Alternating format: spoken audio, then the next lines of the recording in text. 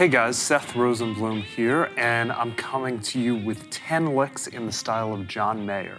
Now you'll notice a lot of these are similar to licks by other blues players. He's definitely very influenced by Stevie Ray Vaughan, Eric Clapton, Jimi Hendrix, so a lot of these will be reminiscent of that, but he always puts his own spin on those, and I've tried to show that here.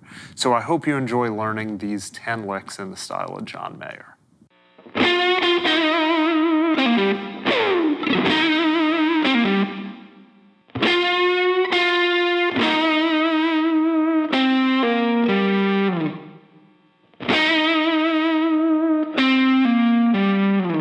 So this lick is very influenced by Jimi Hendrix and Stevie Ray Vaughan, kind of almost psychedelic sounding. You'll hear John Mayer play this a lot of times with more of a fuzz sound. So I'm starting on the G string. This is over a C blues. And I'm starting with this little half step bend and little descending run. And on the end of this, I'm putting this little 3-note. It almost sounds like a waterfall going down, and you'll hear a lot of blues players use these. John Mayer uses a ton. This one is just taking the pentatonic scale, 3 notes of it, on the D and A strings here at the kind of position 1 of the pentatonic in C. Right like that.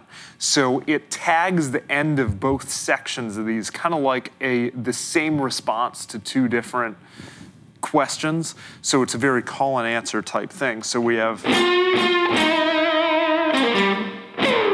then we just go for the 1 big note and then tag that end again. Cool phrase to use. You can use this ton of different places over the 1 or the 4, and it's just a cool one to have in your repertoire.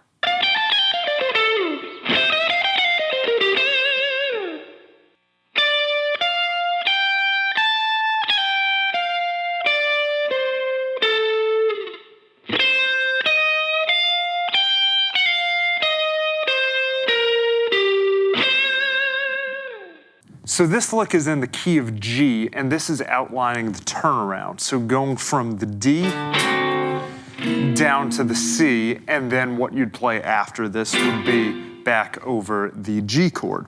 So we're starting here by outlining that D chord, and then we're just moving down a whole step and playing something similar to outline the C chord. And it has elements of something that Stevie Ray Vaughan would do with these little half-step turns. And you really hear that influence coming through here. It's a very methodical way to kind of outline that turnaround by taking each chord individually.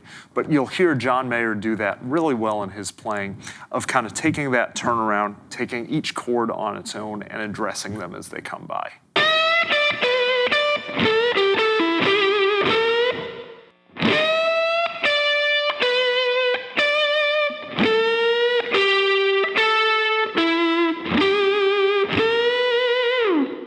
So this lick is in the key of E and shows off kind of the Clapton influence in John Mayer's playing. Very rhythmically uniform. We're starting at the 12th fret in the pentatonic there, and starting with kind of very even bent phrases.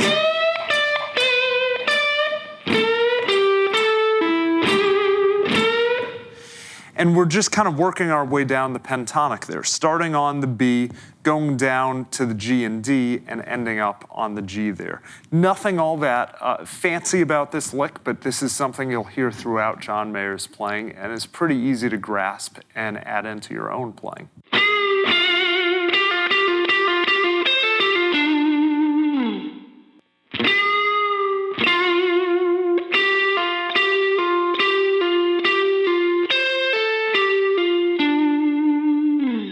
So here's a lick over a D chord, probably if we're in the key of D for blues. And this one, kind of the big thing to pay attention to, and the highlight of the lick, is where we're staying on the same 2 notes and repeating them. And it makes you really want the next thing more. And it shows how repetition can help to make a lick a bit more memorable and also help to tie everything together. So we're starting with this little half step.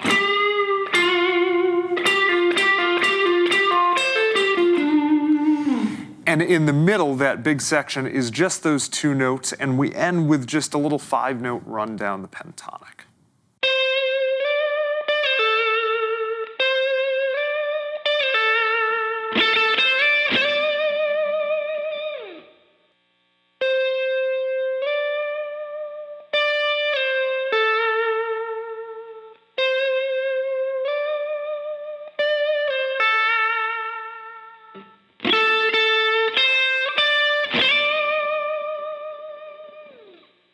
So you hear a combination of things in this lick, and it's really cool the different influences that this bridges.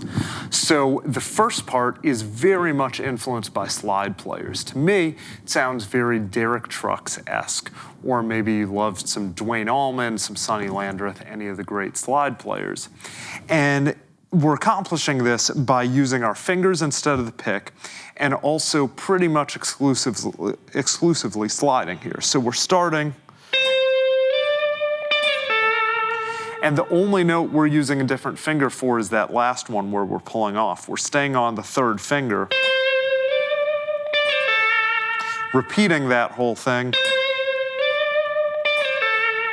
and then we're transitioning to like Stevie Ray Vaughan kind of intense picked mode with a... We can either end it on that bend or sliding back up. But the point is that we're really changing gears at that point and using our pick and a little more aggression. It's cool how it's the same notes there, and we're really just changing how we attack it to give a little turn and to build the lick in a very nice way.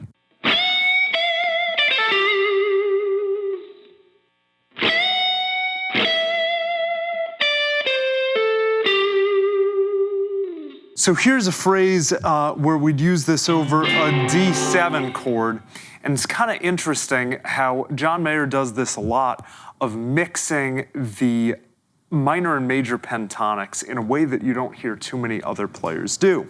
We're starting out where this whole step bend is from the 2 up to the 3.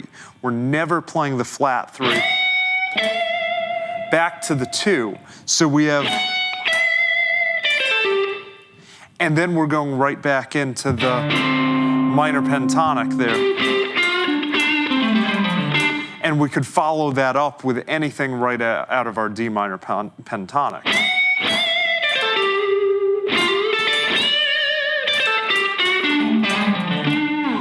And you hear John Mayer in a lot of contexts stay either major or minor an unusually long time, and it gives them a really unique sound. So this is something to check out of, first of all, just using the 2 as a note you're really landing on, and then also kind of skipping that normal just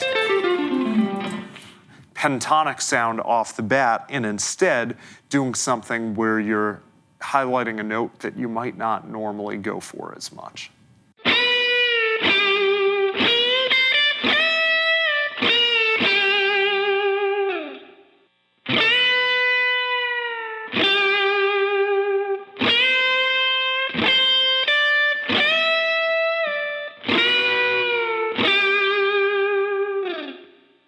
So this phrase is in the key of G, but we're using a lot of bends, a place maybe you're not as used to bending in that key. So we're out of the position 1 of the pentatonic, and we're up kind of in position 3. I don't often think of the positions as being too locked in, but we're around the 8th, 10th fret, and we're starting again by mixing the major and minor pentatonics in a very interesting way.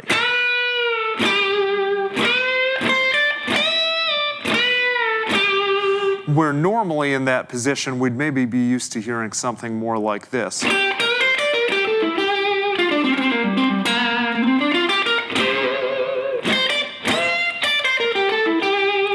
Where instead of that, we're mixing in that major pentatonic, giving a very different sound.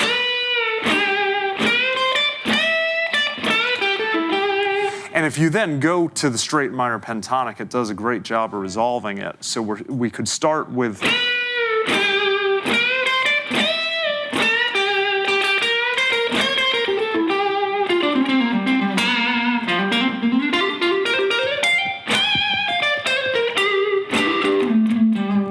Go to straight minor pentatonic on the end, and it kind of wraps it all up nicely.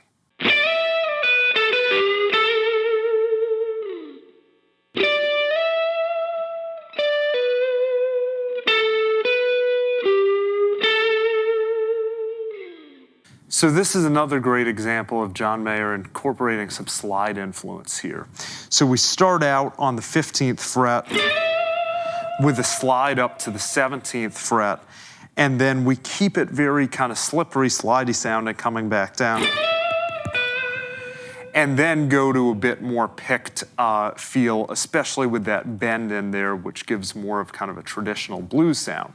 This would work, in the key of E. We're up here at the 12th fret.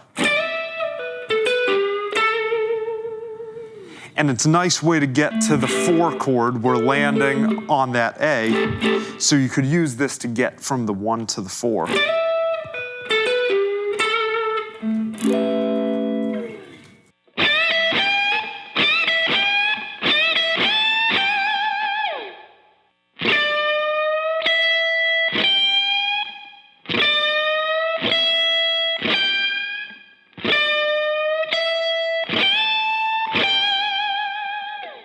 So here's another in the key of E.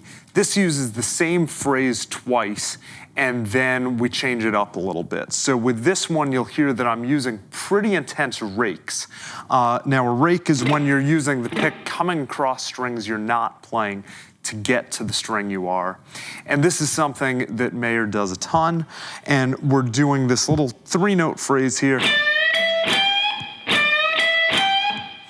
And taking a rest in between each, and then doing kind of a resolution of that with... And we can go anywhere inside the pentatonic from there. Use any other blues phrases that you already have in your vocabulary to tie into this. But this is a cool one at like the height of a solo to really build that energy and take it right to the top.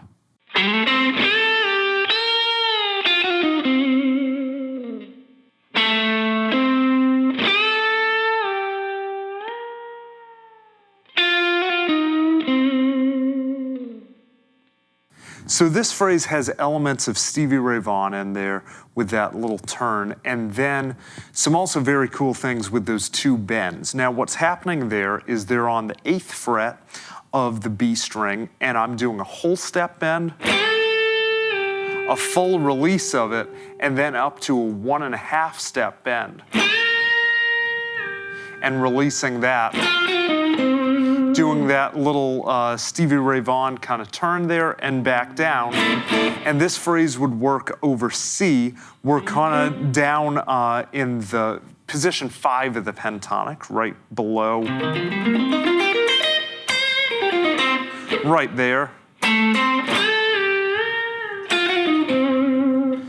And it's a really cool one where we're outlining that 1 chord nicely, and we get both those bends in there, which makes it sound pretty dramatic. If you're interested in taking your guitar playing to the next level, check out Pick Up Music. We have hundreds of lessons from the world's top guitar players. It's the best way to get to the next level, especially if you're an intermediate player. There's a 14-day free trial, so you can start free, try it out, and let us know what you think.